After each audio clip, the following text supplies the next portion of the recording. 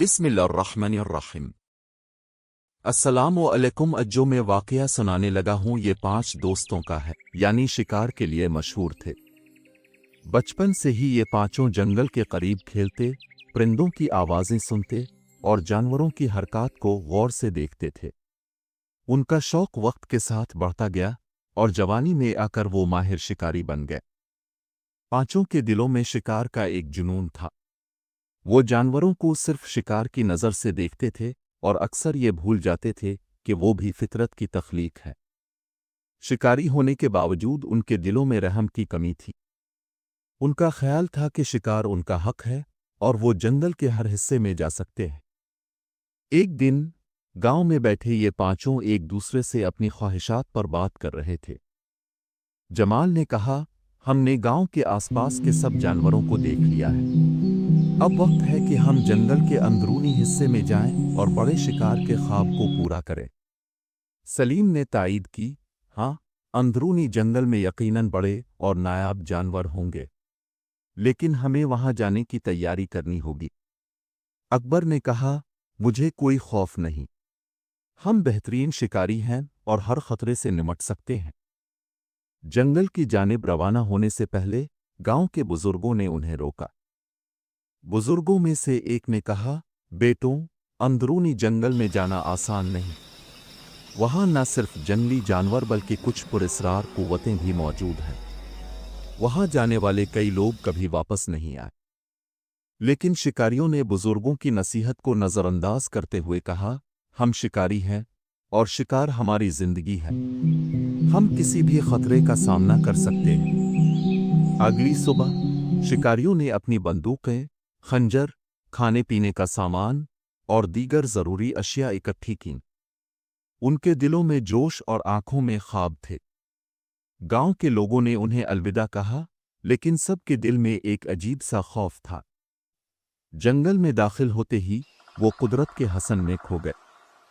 درخت آسمان سے باتیں کر رہے تھے، پرندے گیت گا رہے تھے اور ہوا خوشبو سے مہک رہی تھی۔ لیکن جیسے ہی وہ آگے بڑھے، جنگل کا ماحول تبدیل ہونے لگا۔ درخت بڑے اور گھنے ہوتے گئے، روشنی کم ہوتی گئی اور پرندوں کی آوازیں معدوم ہونے لگے۔ سلیم نے کہا، یہ جگہ بہت پرسکون ہے، یہاں واقعی بڑے شکار ہو سکتے ہیں۔ اکبر نے جواب دیا، پرسکون؟ مجھے تو یہ جگہ عجیب لگ رہی ہے۔ دن بھر وہ شکار کی تلاش میں گھومتے رہے، لیکن کوئی بڑا شکار نظر نہیں آیا۔ انہوں نے چند چھوٹے جانوروں کو دیکھا، لیکن انہیں شکار کرنا ان کی شان کے خلاف تھا۔ شام ہوتے ہی وہ ایک صاف میدان میں پہنچے جہاں ایک چھوٹا سا جھونپڑا تھا۔ جھونپڑے کے قریب ایک بوڑھا فقیر بیٹھا تھا اور اس کے ساتھ ایک نوجوان لڑکی تھی جو لکڑیوں کا گٹھا باندھ رہی تھی۔ شکاری جھونپڑے کے قریب پہنچے اور فقیر سے پوچھا، بابا، آپ اس ویرانے میں کیسے رہتے ہیں؟ یہاں جنگلی جانوروں کا خطرہ تو ہمیشہ رہتا ہوگا۔ فقیر نے مسکراتے ہوئے جواب دیا، بیٹا، یہ جنگل ہمارا گھر ہے۔ جو اللہ پر بھروسہ رکھتا ہے اسے کسی چیز کا خوف نہیں۔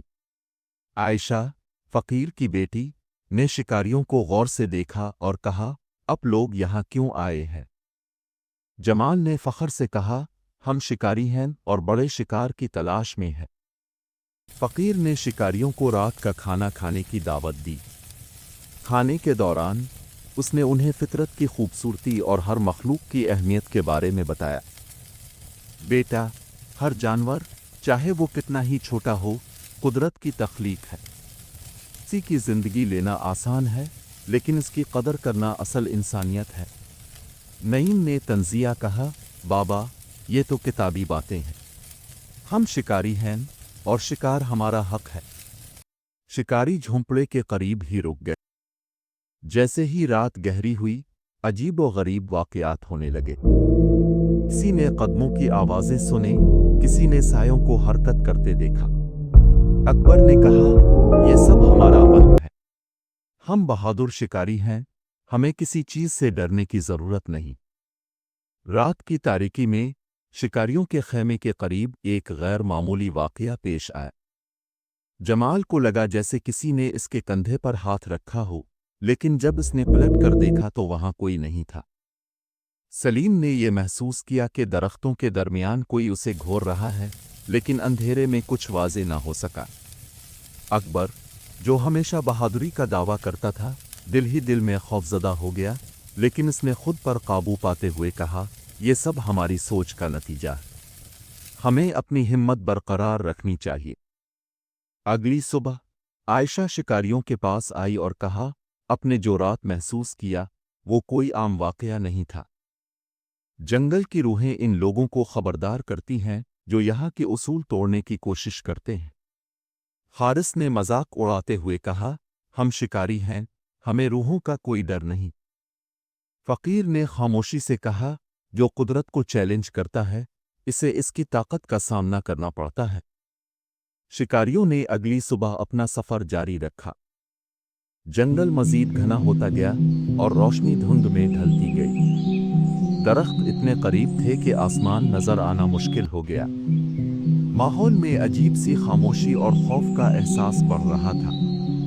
सलीम ने कहा, यह जगह वाकई अजीब है। यहाँ कोई आवाज नहीं आ रही, ना परिंदे, ना जानवर। जमाल ने जवाब दिया, हम सही रास्ते पर हैं। ये सुकून इस बात की निशानी है कि यहाँ बड़े शिकार मौजूद हैं। शिकारियों ने एक नायाब हिरन देखा जिसके सींग सुनहरी रोशनी में चमक रहे थे। वो जानवर किसी ख्वाब की तरह लग रहा था। अकबर ने फौरन अपनी बंदूक उठाई और निशाना लगाने की कोशिश की, लेकिन जैसे ही इसने गोली चलाई बंदूक जाम हो गई। हारिस ने कहा, यह कैसे मुमकिन है? हमारी बंदूकें हमेशा काम करती हैं। आयशा ने दूर से पुकारा, यह जंगल का पैगाम है। अगर आपने इस जानवर को नुकसान पहुंचाने की कोशिश की तो आपको उसकी कीमत चुकानी पड़ेगी। शिकारी हिरन का पीछा करते हुए जंगल के ऐसे हिस्से में पहुंच गए जहां हर तरफ धुंध छाई हुई थी। उन्हें ना तो रास्ता दिखाई दे रहा था, न ही वो एक दूसरे को पुकार सकते थे। जमाल ने कहा, हम कहाँ आ गए हैं? ये जगह तो एक भूल भुलैया लग रही है। सलीम ने कहा, शायद हमें वापस चलना चाहिए, लेकिन हमने रास्ता खो दिया है। इसी दौरान आयशा वहां पहुंची और कहा, मैंने आपको पहले ही खबरदार किया था। ये जंगल इन लोगों के लिए महफूज नहीं जो उसके उसूलों को नज़रअंदाज करते हैं। लेकिन अगर आप मेरी बात मानी तो मैं आपको रास्ता दिखा सकती हूँ। नईम ने गुस्से से कहा, हमें तुम्हारी मदद की ज़रूरत नहीं, हम खुद अपना रास्ता तलाश कर सकते हैं। फकीर, जो पीछे से आ रहा था, ने कहा, यह जंगल सिर्फ ताकत का इम्तिहान नहीं लेता, बल्कि ये अखलाक और नियत को भी परखता है। शिकारियों के सामने अचानक जानवरों का एक बड़ा हुजूम आ गया। इनमें शेर, भेड़िए और रीछ शामिल थे। अकबर ने कहा, हम सब मारे जाएंगे। आयशा ने आगे बढ़कर दुआ की और हैरत अंगेज तौर पर जानवर पीछे हट गए। फकीर ने कहा, यह कुदरत की ताकत है। अगर आप दिल से तौबा करेंगे तो जंगल आपको मुआफ कर सकता। शिकारियों के दिल में खौफ के साथ साथ नदामत भी पैदा हुई। उन्होंने फकीर और आयशा के सामने अपनी गलतियों का एतराफ़ किया।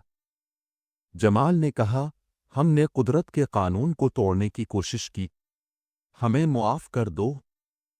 फकीर ने कहा, अल्लाह मुआफ करने वाला है, लेकिन आपको अपनी नीयत बदलनी होगी और अपने अमाल की जिम्मेदारी लेनी होगी। पांचों शिकारियों ने अहद किया कि वो दोबारा कभी कुदरत के उसूलों को नहीं तोड़ेंगे और जंगल की हिफाजत करेंगे।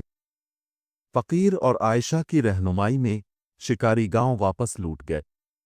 इस सफ़र ने उन्हें बहुत कुछ सिखाया था। अकबर ने कहा, हमने जिंदगी का सबसे बड़ा सबक सीखा है। ताकत का मतलब दूसरों को नुकसान पहुंचाना नहीं, बल्कि उनकी हिफाजत करना है। वापसी पर उन्होंने गांव के लोगों को अपनी कहानी सुनाई और उन्हें फितरत की हिफाजत के उसूलों के बारे में बताया। ये कहानी हमें सिखाती है कि फितरत के उसूलों की खिलाफ वर्जी का अंजाम बुरा होता है। उम्मीद करता हूं कि आपको मेरी ये वीडियो पसंद आई होगी। हमारे इस चैनल पर इस्लामी वीडियो अपलोड होती है। मेरी आपसे गुजारिश है कि इस चैनल को लाइक करें, सब्सक्राइब और शेयर करें। आपका बहुत बहुत शुक्रिया। اللہ حافظ.